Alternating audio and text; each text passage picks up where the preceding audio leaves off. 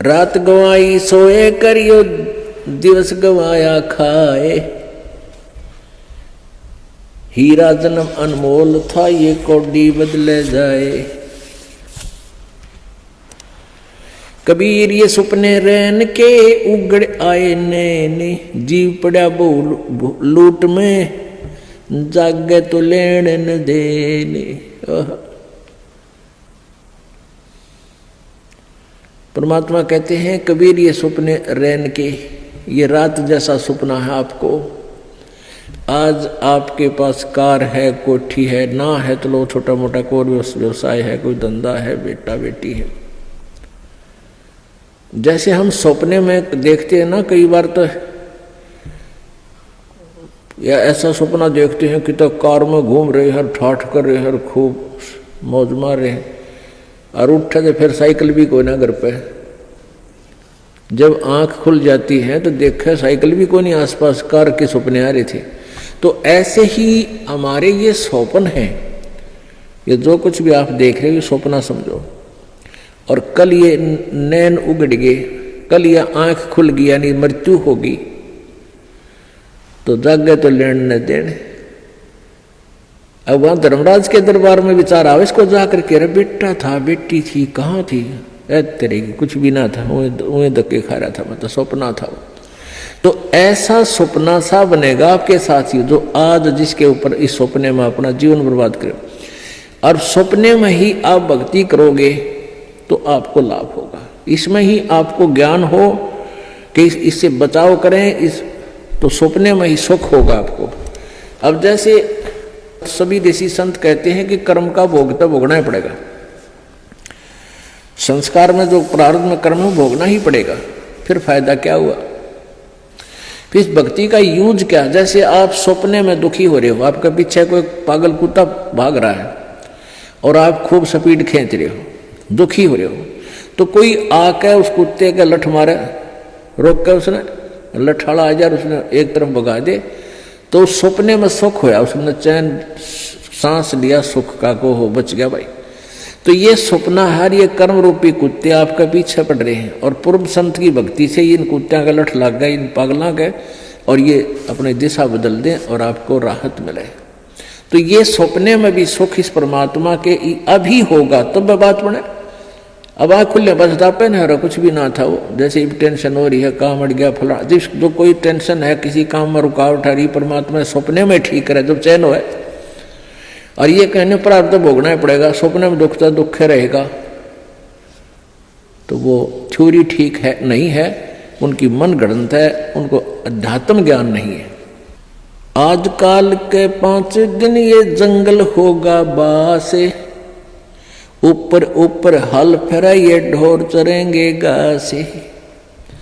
आजकल या 5 दिन अर्थात एक ना एक वो दिन आएगा, आप जी का जंगल में वास होगा, आप जी का शरीर छूटेगा और आप जी को शमशान घाट पर शरीर का अंतिम संस्कार हो जाएगा। और फिर इस तुम्हारी जो है ना मिट्टी के ऊपर ढोर फिरा करेंगे, डांगर हंडेंगे, घूमया करेंगे।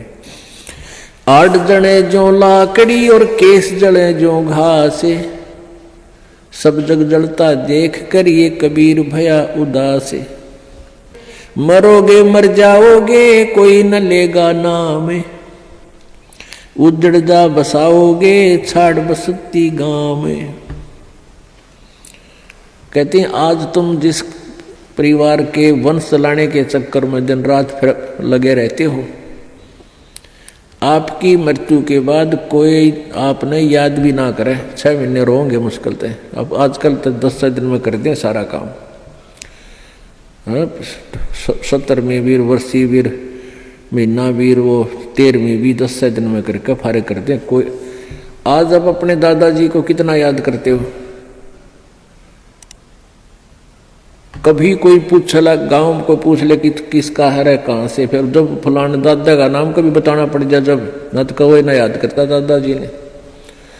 तो पुण्यात्माओं या भूल ला रखी काल ने, और इन काल के दूता ने हमें ऐसा उलझा रखा है कि पुत्र बिना मोक्ष नहीं। अब बेटी ने तो हम संतान भी नहीं मानते थे, ऐसी ऐसी अनजान सोच बना दी हमारी। पुण्यात्मा में बेटा और बेटी में कोई अंतर नहीं, संस्कार आपको मिलेंगे चाहे कितने पैर पीट लो। आजकल उन अज्ञानी लोगों की और फिर समाज के दबाव में हमारे भक्त आत्मा भी प्रेरित हो जाते हैं। जिसके एक दो पुत्री है तो इन्होंने सोचा पुत्र हो भगवान, पुत्र जरूर हो, क्योंकि वो इंजेक्शन लाओ डेली, जब पड़ोसन आ जाएगी, कोई रिश्तेदार आवेगा, नहीं कहेंगे एक पुत्र तो चाहिए था, एक पुत्र तो होना चाहिए। दास जब सर्विस करता था, जेई की नौकरी करता था, एक ठेकेदार था मदीना गाँव, मदीना दांगी का, और वो 60-65 साल की 62 साल की उम्र का आदमी। तो उसके 4 लड़कियां थी और बड़ी लड़की ब्याह दी, 2 लड़कियां तकरीबन सारी ब्याह शादी कर दी। फिर प्रेरणा कर दी, किसी ने कहेंगे कोई एक पुत्र तो हो, पुत्र तो होना चाहिए। तो उसकी पत्नी ने भी यही कहना शुरू कर दिया कि पुत्र तो होना चाहिए। उसने कहा कि तुम मेरी, उसकी कोई मौसी की लड़की थी, क्यों करके उसकी शादी करवा दी। अब वो बताओ, खुद बताओ था बोला जी ऐसा हुआ, वो फिर जड़वा 2 लड़की होगी उसके, 5 तो पहले थी और 2 के और आन लागे, फिर वो छक्के। मैंने तो ऑपरेशन करागा, पांडा छुटवाया उसका। तो परमात्मा कहते हैं या हमारी बॉडी 8 से, परमात्मा जो देगा वही होगा, और अगर आवश्यक होगा, अब आपके पास वो परमात्मा कबीर है, कबीर जी वो है, अगर आपके संस्कार में कोई सुयोग्य संतान होगी तो पुत्र भी दे देगा। ना तो आज वर्तमान के 80% पुत्रों से ये माता पिता दुखी है। पुत्री तो शादी कर दी हुई पराई, यहाँ रहती है तब आपका पूरा काम करे, कभी आज्ञा का अवहेलना नहीं करती लड़कियां, और पुत्र छोटा ऐसा लाग जा रहा, खोए अलान ना करूं क्यों, और बेटी कभी नहीं बेचारी मना करती। तो हमने इन अज्ञानी अनजान ऋषि संतों के अज्ञान के कारण हम इतना भेद बना बैठे थे एक आत्मा में, आत्मा वही बेटी और बेटे की। तो इस प्रकार हमारी इन नकली संतों ने हमारा समाज व्यवहार कति बिगाड़ दिया, हमारी सोच बदल रखी थी, जिस कारण से हम आधे से ज्यादा तक न्यों दुखी रहा करते थे। अब वर्तमान में आप देख रहे हो पुत्र, ये बुरी बात नहीं है पुत्र है अब, लेकिन इस ज्ञान को प्राप्त करके आपका फिर पुत्र हो चाहे पुत्री आपको दुखी नहीं करेंगे, क्योंकि वो बचपन से इस ज्ञान में भगवान के रंग में रंग जाएंगे, और परमात्मा की शक्ति आपकी भक्ति से आपके साथ रहेगी। और मान ले कोई छोटा मोटा संस्कार में कोई निकम्मा बालक आ भी गया तो उसने मालिक ठीक करेंगे, सीधा करेंगे, उसको किसी प्रकार भी करें, चाहे आपको दुख नहीं होने देंगे। तो इसलिए परमात्मा की हम चाह में भटका करते थे कि वो सारे ही सुख दिया करता है। कबीर हाड जले लकड़ी जले और जले जलावन हारे, और देखण आड़े भी जले, अब किस्तें करूं पुकार।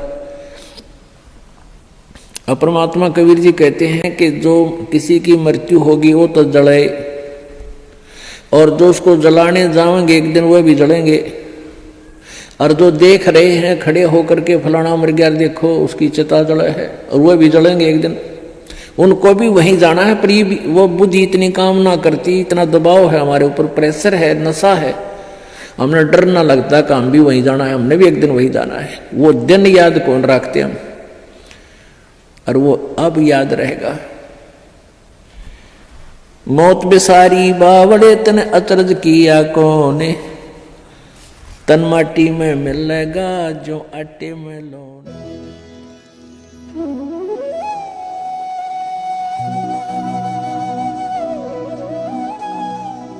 अगर आप ये वीडियो YouTube पर देख रहे हैं तो हमारे चैनल को सब्सक्राइब करें और बेल आइकन को दबाना ना भूलें। अगर आप Facebook पर ये वीडियो देख रहे हैं तो हमारे पेज को लाइक करें।